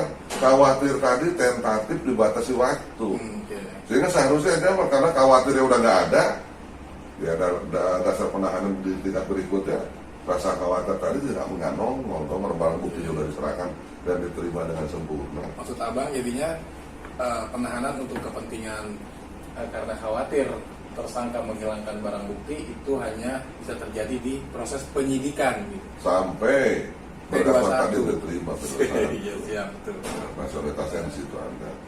Terus kemudian sehingga artinya kita kan berbicara ini dalam rangka menguraikan yang menjadi dilema antara pidana penjara dengan penahanan. Dudukan dulu supaya kalau sudah dudukan berjalan dan mulus tidak ada tersinggung gitu. Tadi sudah melarikan diri, sudah juga menghilangkan atau merusakkan barang bukti, sekarang mengulangi khawatir mengulangi tindak pidana. Dalam hal seperti ini saya setuju. Artinya ini adalah setuju karena apa? Misalkan ada seseorang menjadi tersangka di tingkat penyidikan karena diduga melakukan tindak pidana yang telah menimbulkan korban massal. Tadi saya kasih contoh adalah pelaku sodomi dulu pernah ada, saya ingat waktu dulu itu ada pelaku sodomi yang korbannya massal. Nah, korban banyak kan. Sehingga kalau tidak ditahan, takut dia mengulangi pada yang lain, khawatir. Potensi Ini sangat rasional. Artinya apa? Kepentingan masyarakat di atas segala-galanya yang harus dijamin keamanannya. Maka khawatir mengulangi tindak pidana ini tadi akan menjadi rasionalitas dalam konteks tadi. Pengecualiannya artinya itu tidak pidana dan menimbulkan korban massal. Pernah kita juga dengar ada bentuk-bentuk investasi yang bodong gitu, korbannya pada datang ratusan kemarin. Nah, kalau udah ditangkap terus nggak ditahan, takut korbannya bikin lagi dari sana. Nah kayak gini rasionalitas juga gitu, kepentingan masyarakat tadi yang harus diutamakan. Tapi kan sebuah tindak pidana kan seperti itu. Kita ambil contoh adalah tindak pidana pencemaran nama baik. Pasal 311 KUHP, ya kan? Kalau yang si pelaku tadi udah ditetapkan jadi tersangka dan apakah akan terjadi kemungkinan dia melakukan tindak pidana terhadap orang lain? Saya rasa enggak. Sangat kecil, bahkan tidak. Karena apa? Orang mencemarkan nama baik seperti yang diatur dalam pasal 311 KUHP tadi adalah antara yang mencemarkan dan yang dicemarkan pasti ada hubungan emosional, ada sebab akibat sehingga dia mencemarkan nama baik orang itu. Kalau kepada orang lain yang ada hubungan apa-apa, menegur aja segan, menegur sok-sok akrab nih. Apalagi mencemarkan dia. Berarti untuk mengulangi tindak pidananya lagi kepada orang, mengulangi tindak pidana ini adalah kepada orang lain kan. Karena kalau tindak pidana itu sudah terjadi, nggak mungkin diulangi lagi karena sedang dalam proses penyidikan. Artinya mengulangi tindak pidana ini adalah kepada orang lain. Ya tadi kalau udah bersodomi ini, ntar sodomi lagi di sini. Ntar kalau investasi bodong di sini, investasi bodong berarti kan kepada korban-korban yang lain yang harus dilindungi. Artinya tidak semua tindak pidana seperti itu. Ada pasal 311 dan bahkan dikonkretkan oleh pasal 311 KUHP yang dengan ancaman 9 bulan atau di bawah setahun berdasarkan KUHP pasal 21 ayat 4 B, yaitu pasal yang mengecualikan tindak pidana mana saja yang bisa ditahan yang di bawah 5 tahun. Ternyata clear tindak pidana pencemaran nama baik tadi nggak wajib ditahan, nggak ada kewenangan untuk ditahan. Artinya apa? Artinya apa? Dengan seperti tadi, khawatir mengulangi tindak pidana pun artinya tidak mutlak lagi. Tergantung tindak pidananya. Kalau misalkan dengan tindak pidananya yang massal, saya setuju korban massal gitu ya. karena takut. Tapi kalau korban individu udah selesai kok, udah selesai dalam bentuk udah diproses kok. Dan kalau kepada orang lain lagi ya harus ada hubungan sebab akibat dulu. Bisa juga dalam tindak pidana penipuan misalnya penggelapan dia akan mengulangi lagi kepada orang lain. Tapi mengulanginya tadi kan perlu proses, tidak seketika. Dan dalam rangka proses tadi mungkin ada bentuk-bentuk upaya perbuatan yang akhirnya merasa khawatir tadi bisa dihilangkan. Kenapa? Jelas khawatir tadi menjadi dispute. Kenapa? Ada jenis tahanan kota, tahanan rumah. Jadi seseorang ditahan pun bisa ditangguhkan menjadi tahanan kota. Jadi artinya kekhawatiran tadi adalah menjadi sifat yang subjektif. Khawatir tadi dengan alasan-alasan tadi yang sudah kita bantah. Sehingga dalam rangka menempatkan kedudukan tentang penahanan tadi yang tidak ada multitafsir kepada, kalau menurut saya dalam rangka untuk dilakukan penahanan adalah terhadap tindak pidana yang tertangkap tangan yang seperti diatur di dalam KUHP. Tindak pidana tertangkap tangan itu pasal 1 angka 19. Kalau di layar monitor tidak ditampilkan, nanti pemirsa bisa men-searching sendiri. KUHP pasal 1 angka 19 batasan tentang tindak pidana tertangkap tangan, yaitu dibatasi dengan 3 bentuk waktu.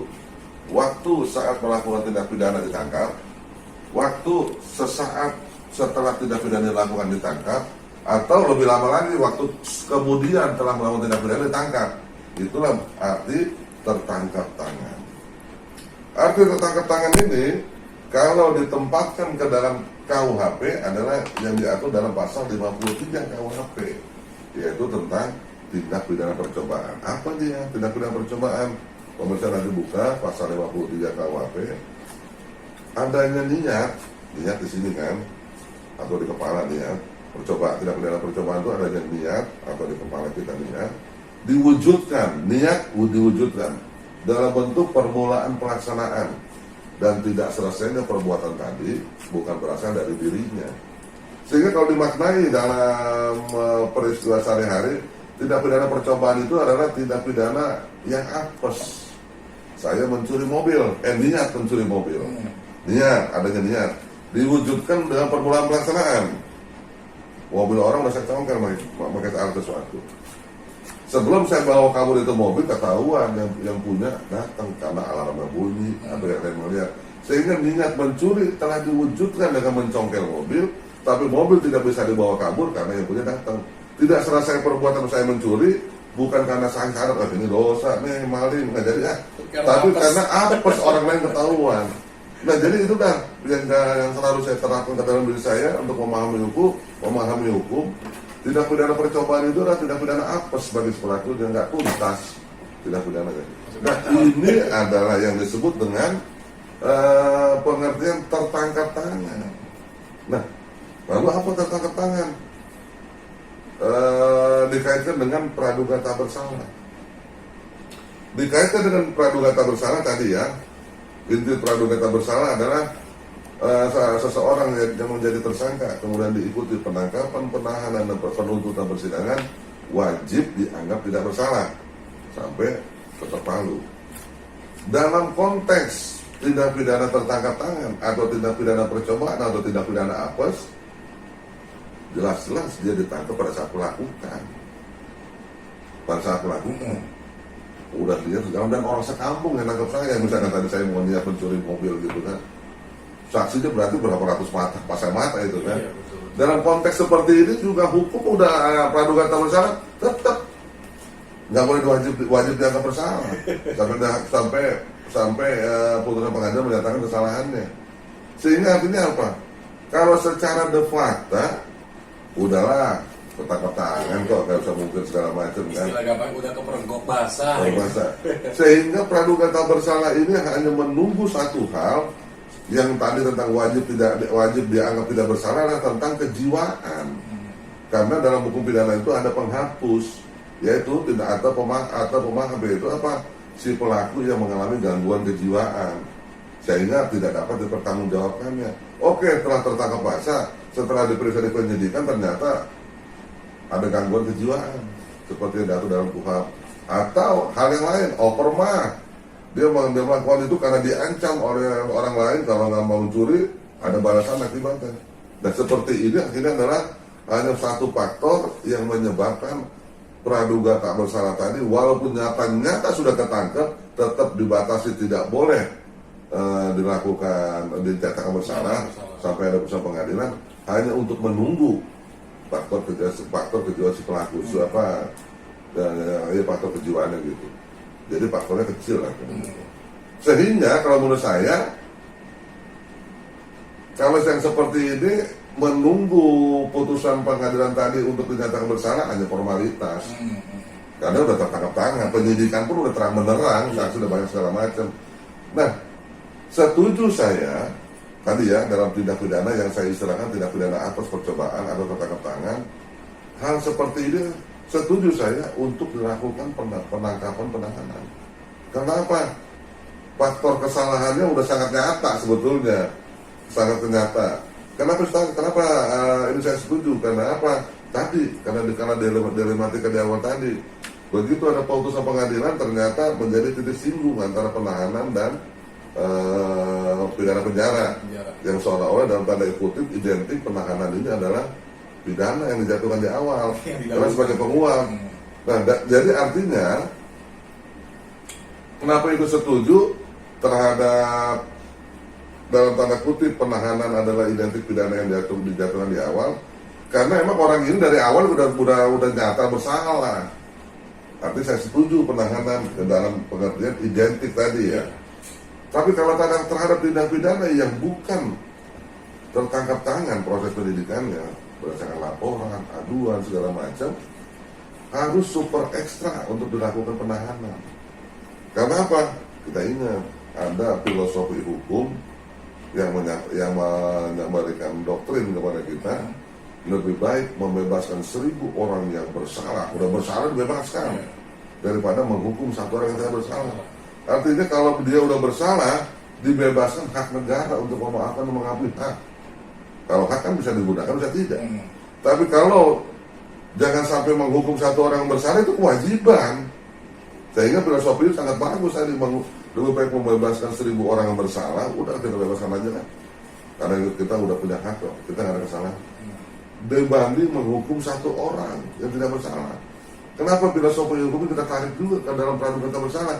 Tadi karena awal dilematikanya adalah perlakuan yang berbeda terhadap vonis yang menghukum seseorang dengan pidana penjara, penahanan tadi diidentikan sebagai pidana penjara, ditreatment sebagai pengurangan. Tapi terhadap dalam pidana yang menjatuhkan pidana bebas, ini tidak diopenin sama sekali, tidak disentuh sama sekali. Bagaimana nih penahanan yang pernah dilakukan? Berbeda kan?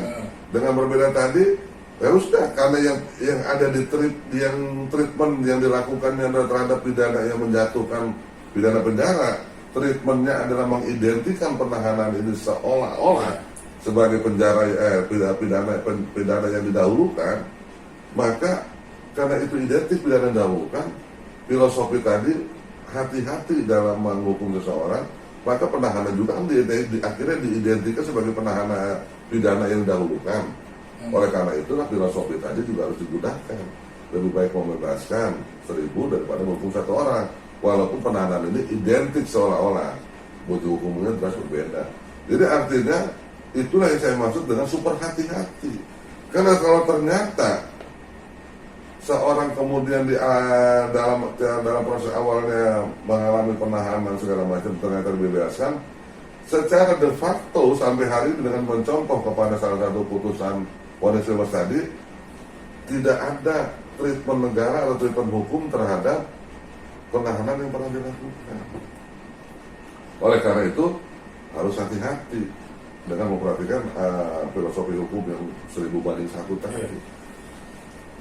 Dengan demikian, maka salah satu bentuk kehati-hatiannya adalah yang ditahan adalah, setuju saya, yang orang tertangkap tangan. Karena faktor perbuatan udah nyata-nyata lah, hanya tinggal faktor kejiwaan aja untuk menentukan salah atau tidak kan. Dihukum ya, walaupun melawan polis sudah wajar aja lah. Orang udah tahu, karena apes aja dia. Apes tidak selesai tindak pidananya. Sebentar saya. Dia bisa jadi nggak salah kalau dia gila ternyata ya Mas. Ya, itu aja kemungkinannya. Ada gangguan kejiwaan gitu ya. Overmah tadi ya. Overmah, pokoknya ada yang mempengaruhi kejiwaannya untuk melakukan perbuatan itu bukan sengaja benar diniatkan gitu, seperti yang umumnya dilakukan. Kan kalau niat kejahatan itu kan ada niat, ada kesempatan, kan plus sekali itu. Dan niatnya ini ternyata abu-abu karena dipaksa sama orang, overmah, atau karena ya kejiwaannya terganggu. Jadi itu bukan niat murni sebetulnya. Nah, kita telah mendudukan yang menjadi dua titik singgung, menjadi sebuah dilema tadi, pemidanaan dan penahanan. Akhirnya mendudukan seperti tadi, penahanan harus super ekstra hati-hati karena secara de facto penahanan adalah sebagai pengurang pidana penjara. Artinya akhirnya juga dapat dimaknai secara de facto identik dengan hukuman yang didahulukan. Karena itu identik dengan hukuman dahulukan, hukum membatasi juga dengan filosofi lebih baik membebaskan 1000 yang bersalah daripada menghukum 1 orang yang tidak bersalah. Karena identik sebagai hukuman, nanti toh di persidangan dia belum tentu bersalah. Itulah yang harus super hati-hatinya dalam rangka Adis Praduga tak bersalah tadi, supaya dia tetap pada koridor masing-masing. Coba bayangkan, kalau penahanannya super hati-hati, tidak ada penahanan sebagai ekstrim. Kemudian putusan pengadilan berapapun juga ponisnya, tidak ada pengurangan. Sehingga praduga tak bersalah tadi nggak ada dilema. Pidananya benar pidana, penahanan juga tidak ada. Karena kan kembali lagi menjadi dilema karena dalam putusan pengadilan penahanan yang 2 tembok yang terpisah di ujung perjalanannya dia melebur menjadi sebuah pengurangan pidana. Oleh karena itu dikokohkanlah supaya masing-masing ini menjadi tetap dia pada 2 koridor yang berbeda. Nah, pengecualiannya adalah tadi tindak pidana yang tertangkap tangan. Kenapa dia pengecualian? Karena udah sekian puluh persen itu memang dia udah tertangkap tangan, memang udah pengen melakukan kejahatan karena hapus doang gitu kan, supaya tidak menjadi sebuah kekeliruan dengan menunggu faktor motivasi atau kejiwaan dari tindak pidana yang dilakukan. Nah, itulah menurut saya di hari yang santai ini sebagai sebuah ajang diskusi ringan, sebagai sebuah dilematika dalam dari Ajas Praduga tak bersalah tadi.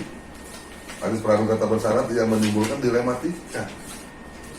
Diskusi ringan di pemeriksaan buat beliau. Ya ringan karena kita santai-santai aja. Nah, atas dasar itu,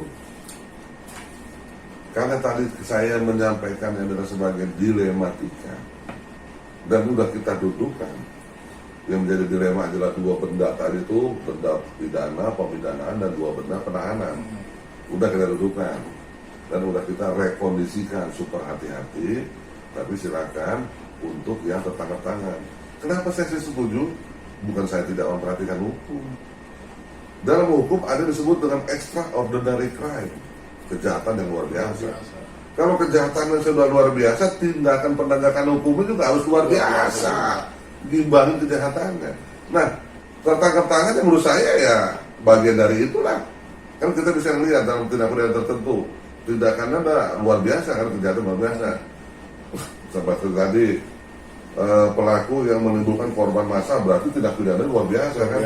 Maka penegakannya pun luar biasa juga, udah tahan aja. Tapi di luar daripada itu, dengan telah mendudukan tadi syarat melarikan diri udah kita uraikan, syarat menghilangkan barang bukti udah kita uraikan, syarat pengulangan tindak pidana udah kita uraikan, bahkan kita kasih contoh, bahkan dalam tindak pidana itu nggak seluruhnya punya kewenangan untuk ditahan. Ya kita kasih contoh 3 bulan. Tapi artinya walaupun tidak ditahan, toh perkara itu bisa finish sampai sidang kok. Berjalan juga. Berjalan kan artinya apa? Dia nggak melarikan diri, nggak mengulangi perbuatan, baru itu sebagai fakta yang nyata. Nah, setelah kita dudukan, maka sekarang coba kita kembali ke praduga tak bersalah tadi. Kita dudukan lagi. Kalau tadi udah kita teropong yang di bawahnya, sekarang atasnya kita teropong. Ada sesuatu ya dari makna praduga tak bersalah menurut hukumnya. Coba kita kembali ke praduga bersalah, undang-undang KUHP penjelasan umum ayat 3C, undang-undang kehakiman, dan undang-undang KHP. Nah ini Bang.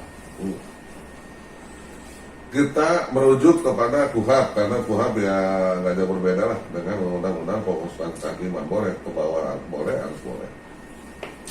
Setiap orang yang disangka, ditangkap, ditahan, dituntut atau dihadapkan di muka pengadilan wajib dianggap tidak bersalah sampai adanya putusan pengadilan yang menyatakan kesalahannya.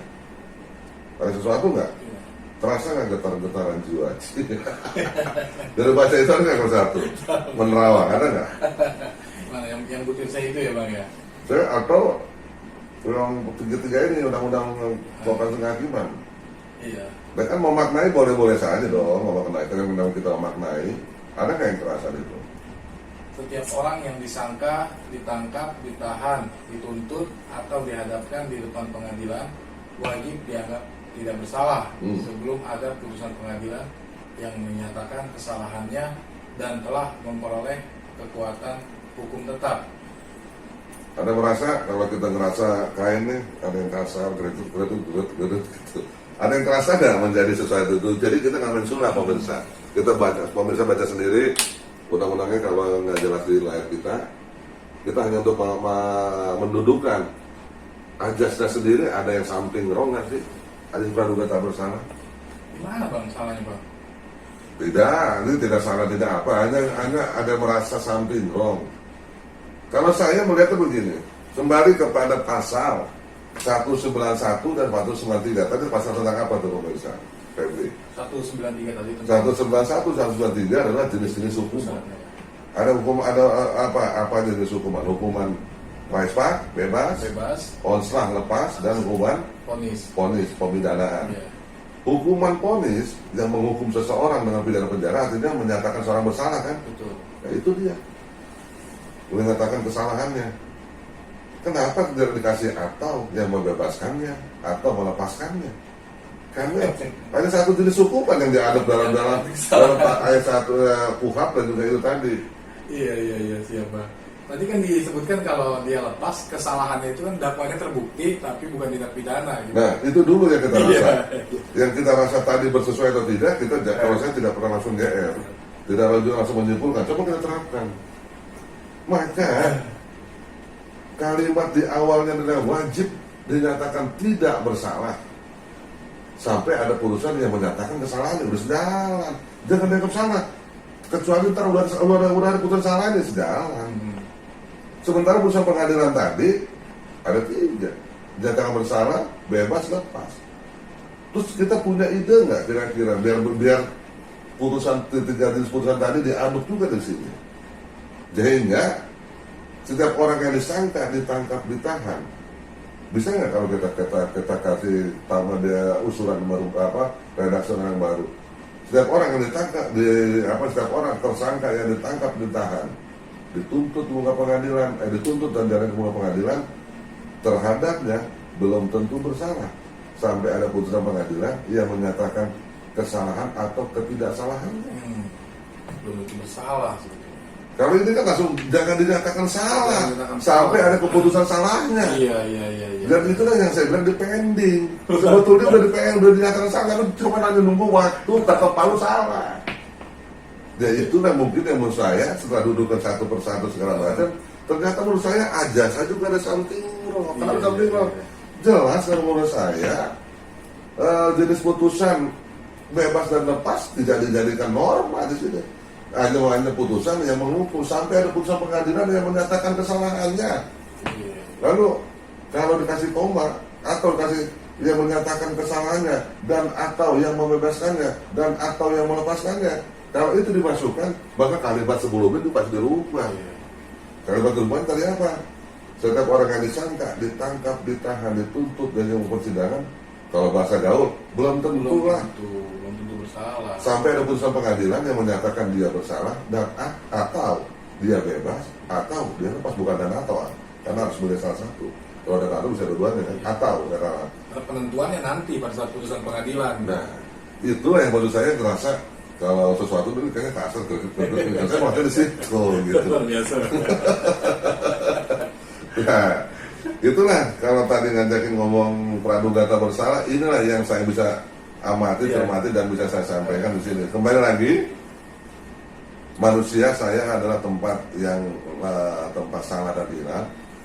Tadi adalah sebatas pendapat pribadi. Tentu pemirsa punya pendapat yang berbeda atau bersama, silakan aja mengajukan komen ataupun apa juga. Demikian Pak Febri yang bisa kita sampaikan. Luar biasa pemirsa. Ngobrol santai kata beliau tadi, tapi bagi saya ya luar biasa menjadi hal baru dan pengetahuan baru. Ya sejauh ini kan kita tahu asas praduga tak bersalah ya kita menjadi ini aja menjadi suatu kalimat manis aja gitu kan. Nah cuman beliau tadi melalui diskusinya tadi dibongkar semua penerapannya pemirsa. Nah oke. Baik, mungkin cukup sekian dulu pada episode pembahasan kali ini. Nanti kita akan kembali lagi pada pembahasan yang berikutnya. Maka dari itu, like dan subscribe channel kita ini supaya nggak ketinggalan dengan diskusi-diskusi kita yang terbaru. Terima kasih. Wassalamualaikum warahmatullahi wabarakatuh. Terima kasih. Wassalamualaikum warahmatullahi wabarakatuh.